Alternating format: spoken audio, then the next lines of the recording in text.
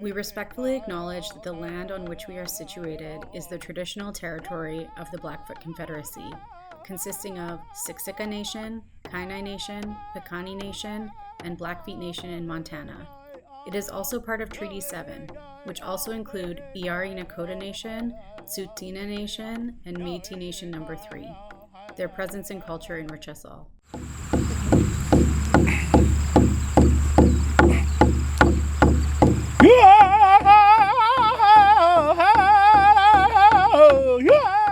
This is Cooking in Canada. Today we're on a road trip to Drumheller. Drumheller is known for many fossils that are found in the region, but today we're skipping the dinosaurs and we're heading to Drumheller Secondary School to meet with a teacher friend of Heather's who has a berry farm and has donated Saskatoon berries to this project. Heather often teaches kids about Indigenous food, including bannock and berry soup, and we're gonna get one of her lessons today. Sorry, Matthew, I had to bug Dana. Oh, yeah. So I pressed my face up against the glass. You're working away. Yeah, thank you for Good doing job. this. Holy cow. Thank you for... This is Morgan. Hi. She's the chef. And this is for you. Oh, thanks so much. That's her That's show. awesome. She's Miss Yeah. Produce. Cool. Yeah. And this is Anna Hi. and Andrea from Mexico. Cool. So, And I'm Gavin. Oh, nice to meet you, Gavin. How are you doing? Yeah, go on. See you. How's your summer been? Oh, really good. Good. Yeah. Hello, yeah. how are you? This is Gavin, my son. Heard all about you. It's Uh-oh. nice to meet you. This is Dana. She runs the place. No, I do not run this. No.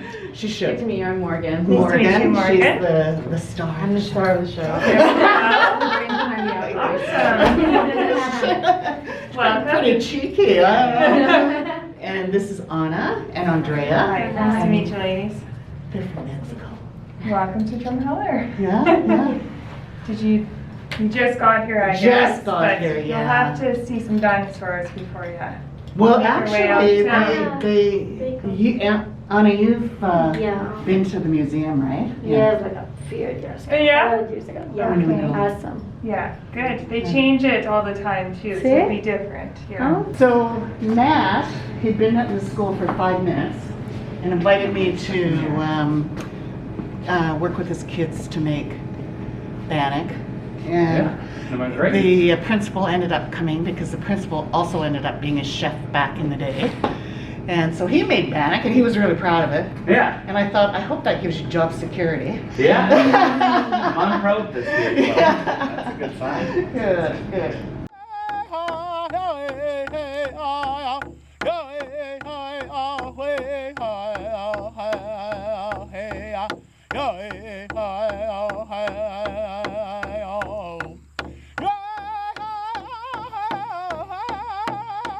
Come on in, Matt. We're here in Drumheller at the high school. Thanks to Matthew.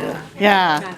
Glad to have you guys Yeah, here. It's and an absolute honor, and I'm excited to learn Matt about is the foods teacher here, who also had invited me to come teach his kids about bannock, and it went really well, and we bonded. We bonded over bannock. So Matt also has a berry farm, and he was kind enough to pick and freeze Saskatoons for us because it's not the season right now. It was, what did you say, early July? Yeah, it was early July this year. Usually it's a little closer to mid, but Yeah. for some reason this year they came a little early. Yeah.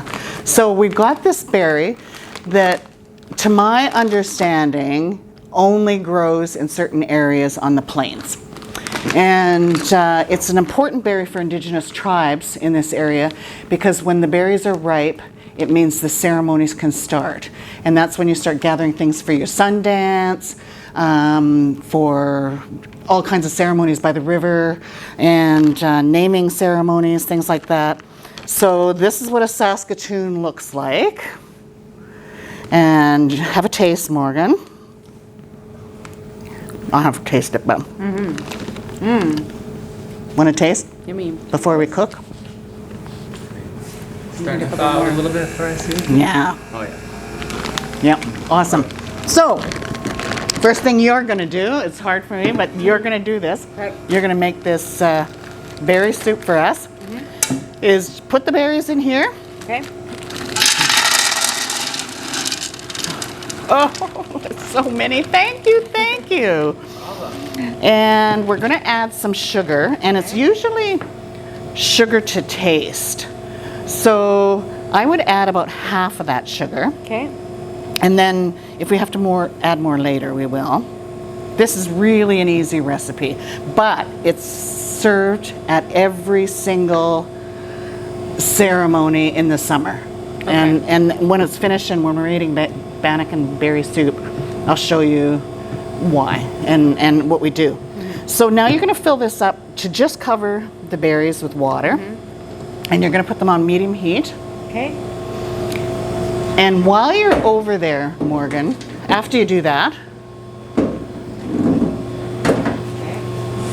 Cover with water. just cover them, not too much. I'll backseat cook here. No, a bit more. A little bit more. Yeah. That should be good. They're not quite covered. That's okay. Okay. We'll add more if we need to. Okay. So you're going to put them on medium heat. Okay. And I forgot a big spoon, like a, Big ones. yeah. Okay. Now most of our stuff should be in these drawers. Perfect. So Morgan, Yeah. you're going to take this gigantic wooden spoon that I might have to steal. Yeah, that's a good one. And you're going to stir up the berries a little bit, but you're also, and crush them down. And as they warm up and start to cook, you're going to press them against the side of the hot kettle, yeah, to break them up and let the juice out. You know what? You're right. We need more water. A little more water. I'll just bring some over. Well, I think because the berries were frozen, now Yep. we're creating like a little ice cream situation until it heats up. There.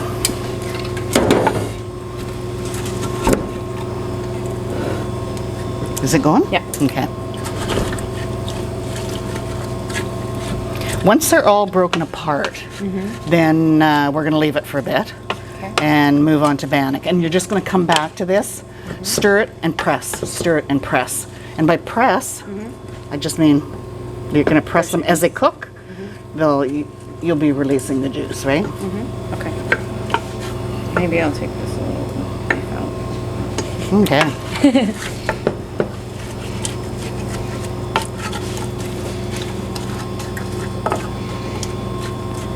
So normally you're not always going to make this soup with fresh berries, because you could make it with frozen berries just like we're doing. You could make it with frozen berries. You wouldn't make them with frozen berries that you bought at Co-op or Sobeys, Yeah.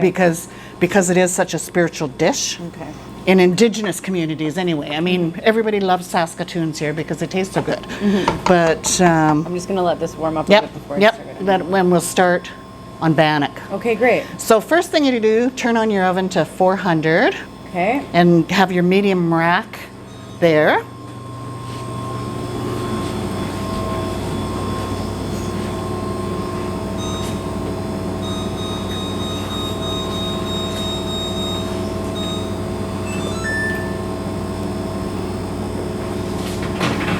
Yeah, I've noticed they're hard to find in the stores sometimes. Yes, Saskatoon. yeah, they are. Sort of blueberry's lesser known cousin, but I like them way Yeah. more than blueberries. That's a really good description. Yeah. Blueberries, lesser known cousins. I'm going to steal that line. Thank you. So we're going to move on to bannock, and I just want to say a few things about bannock and the ties for my family. Bannock is a Scottish recipe. It came with the fur trade, and they, of course, the fur traders met the Cree people first. So the Cree people, as they're paddling down the river, establishing places to trade beaver pelts, they tasted this and they really liked it. And it was the food that sustained, you know, the Cour de Bois and the Voyageurs and people like that from. But back in the day, and including my dad's day, my dad was the bannock maker in our house. It was one of the few connections to his indigenousness that he would be proud of. And he was a residential school survivor. So he would make bannock, but because of the way he was raised, it was basically flour, margarine, and water. And it was about this thick, and it was hard to eat. And my older brothers don't like bannock at all because of that. And over the years, of course, Indigenous people discovered baking powder, and that got added into the recipe. And then bannock became a really important part of Indigenous diet.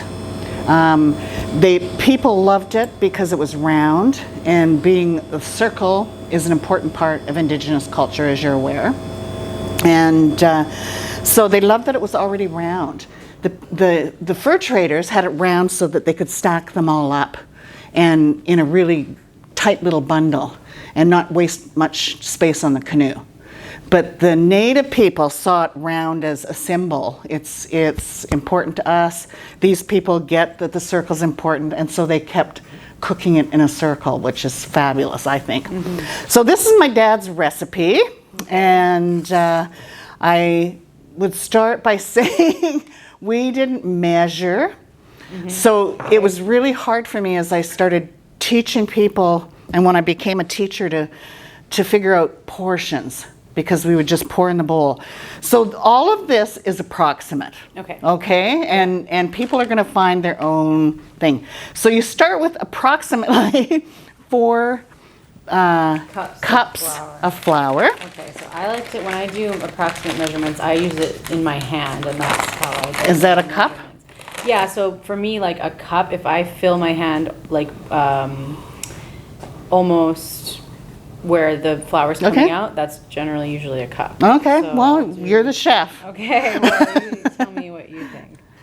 I mean, that's actually probably more like half a cup. That's half a cup. That's probably, oops. Whoop. Let's see. Just keep pouring. 2. That's probably a cup and a half. 3. I think this is the first time I've worked. I don't know. Do you have chef training, Matthew? A little more. I worked in a kitchen, but not. Okay, not trained. She's trained as a chef, yeah. So this is a first for me. So I'm excited to see how you bannock. That looks about 4 cups, maybe 5 cups. No, that's fine. Okay. Okay. Perfect. Then you're going to take that soup spoon and add about 2.5, maybe 3 spoonfuls of baking powder. I know, it's a lot. Okay, okay. Yep. Okay. So I'm going to go. Yep. Yep. Okay. And we sprinkle it, sort of. Okay. 2.5. Okay. Okay. Then, so you mix that up. Would we add the salt now as Yep, well? you Okay. do. Cool. You're going to add a teeny bit of salt. Yes.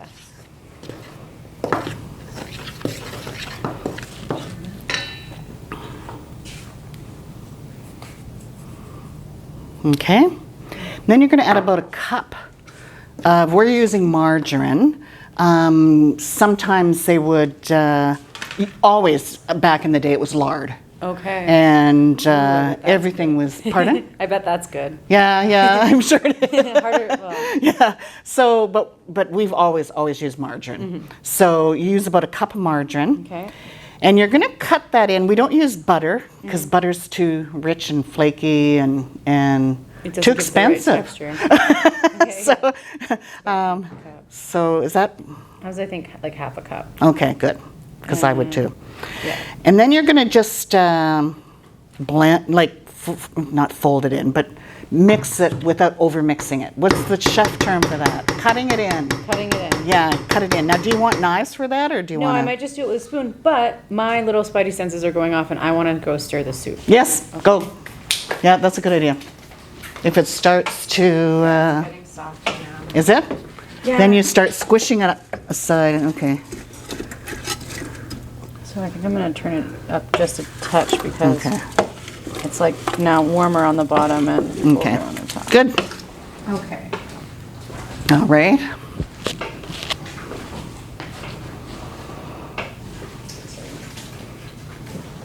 Like pastry cutter for cutting in. Ah, Fairly well equipped here.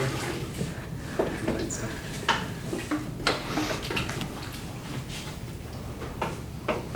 Already starting, you can already start to smell the berries. yeah. Okay, so now we have. So this now you've colored- got that. You're going to cut that in. If you want a pastry blender, there is one. Okay. Well, you might as well. You know, in the kitchen, we say like using the right tool for the job is super important. Oh, okay. If you start something where you're using the wrong tool for the job, it's never going to come out. right. Okay. You know, you can use a tiny bowl. Let's say you're using like a bowl that's too small, and when you start, you think, oh, I think this bowl is too small, but then you keep going. The It won't bowl's work not out. getting any bigger. You know, Okay, it's always yeah, going to yeah. be too small. So you might as well just switch at the beginning. Okay. That's good to know. Yeah, or like you're using the wrong spoon or the wrong knife. Yeah. It's like just stop using the wrong thing as soon as you realize and change to the right thing. Now that's about right. You don't want to overmix it because you don't want it to become, Too homogeneous. yeah, or I don't know what the word is, if it's gluten, if it forms yeah. gluteny. Yep. But to keep it flaky and nice, you just make the whatever fat you're using pea size. And then you're going to get your 2-cup water thing over here Okay. and fill it with warm water. And the warm water is going to activate not hot, just warm enough to activate the baking powder.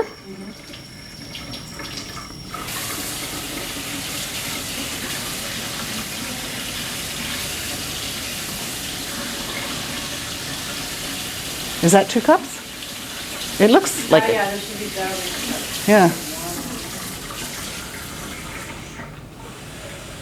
Approximately, Morgan. You're looking at it really carefully. These recipes, a lot of times it's good to put a little bit less water at the beginning. And And that's what my next thing is you're not going to add it all at once. Okay. You're going to pour it in and you're going to mix it. And you can mix it with a spoon, you can mix it with your hand, I don't care. But you're going to start forming a dough. Okay. So probably not this. No, like use with a my hand. spoon. Yeah. Okay. Yeah. Okay. So, and just yeah, Pour a little bit. Like about that much. a little bit more. A little bit more. There, I would use that much. And then start to mix. This is so much fun. I'm having the time of my life. Like, I love being in the kitchen. It's my favorite place to be. Good, and this is such a nice one, right? This is such a nice one. Yeah. My dream of my life is to have like an industrial looking kitchen, Yeah. but in my house. Yeah. One day. Now, you're going to add a bit more water. And if your hands are clean, you're going to put your hands in there. Okay. I don't know what that is, but they're pretty clean. I'll go. You get your aprons. So it's starting to form a dough, right? So you're going to pour the water in and then start forming the dough into a ball. Okay. So should I add a little more water at this Yeah, point? yep. And then you're going to just use your sense of touch Yeah. to make a ball. So it's really easy, right? You can make this up in like 10 minutes. And you can squish it with your fingers Okay. to mix I'll the, mix it more. okay? And now I would start putting it into a ball. Okay. And let me get behind you, chef. Always want to see that. Yeah. Okay. So pat it into a ball. Do we You're- have to grease this pan at Nope, all? there's enough oil in the In the dough. dough. And so, like, historically, this would be, like, maybe cooked in a cast iron pan on an open fire or something? It would be cooked either in a cast iron pan. People have turned it into a camping thing where they put it on a stick.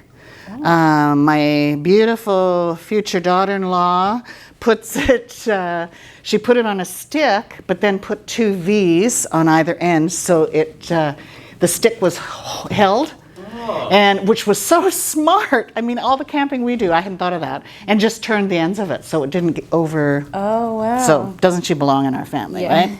Okay, so you put it there. That's beautiful. Oh, thank you. Now, what you're going to do is with the palm of your hand, you're going to gently press, and you got to think loving thoughts. I tell the kid this: we make our food with love. That's always the secret ingredient. And you're going to squish it down till like it's about that thick in. Okay. Just with one hand. Okay. And the palm. Yeah. And you're thinking about how tasty it's going to be, how you're feeding your loved ones with this food.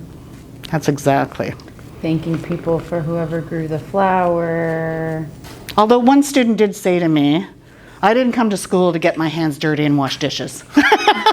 But it wasn't here. It wasn't one of your students, Matthew. I think I've heard similar. Okay, that looks good. Okay. You're going to take a fork, Okay. and you're going to fork the dough like so it cooks all the way through. Yeah. Okay. Yeah. Is there a special? No, you can make a pattern if you want, but yeah, you don't do it aggressively. I don't have to tell you that. No. It's just sometimes the boy cooks. They'll really think this is a chance. I see. So this kind of helps you cook evenly. Yes. And the steam is good. Some of the things you can do with bannock, and we used to call it, we'd call treaty bannock. When you'd get your $5 treaty money, and you'd add things like raisins or grated cheese to make it fancier. And yeah, I mean, you could add whatever you want. And I mean, some people love it salted with cheese. We're going to eat ours with Saskatoon, homemade Saskatoon berry That we got jam. at the trading post. Yes, yesterday. Yeah. Yeah. Oh, the oven is preheated. Good. Perfect timing. Perfect timing. There you go. Amazing. Okay. So do you want to show everyone Absolutely. what the bannock looks like? Look what we've done. Yeah. You're supposed to hold it up to the east. Which way is east here? East Cooley. Okay, hold it up to the east. Just say thank you. Thank you. Okay, and put it in the oven. Okay. I even make the kids do this, so and they all roll their eyes. So thanks for not rolling your eyes. And that's going to go in. You can time it if you put a timer on for 30. Do 30 minutes, and we'll check it. It might need another 5. Okay. Yeah. 30 minutes. Now's a good time to stir your berries. Okay, I'm going to give my hands a little rinse. Yes, as yes, they're you can. roasting. So normally the berry soup and the bannock are eaten together at the when they do the ceremony. Not exactly at the same time. Okay. The berry soup is always first. Okay. So, So that, I think you were telling me before it's a way to like open the ceremony. yes. Yeah, when we go to eat it, I'll talk a little bit more about kind of the protocol if you're ever invited to a ceremony. You'll know what to expect. Next time on Cooking in Canada Season 2. Then you take one berry, only one berry, and you have to hold it with your fingers.